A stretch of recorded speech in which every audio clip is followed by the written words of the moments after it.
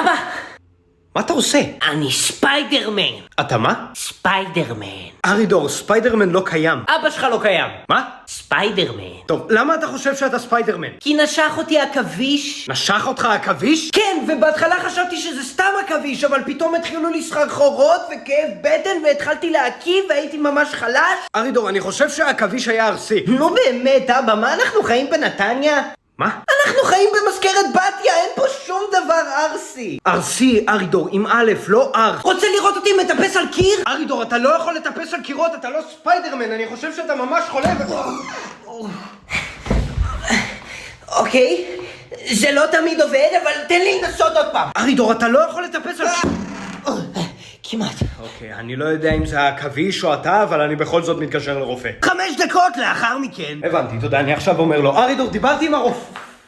היי אבא. איך הגעת לשם?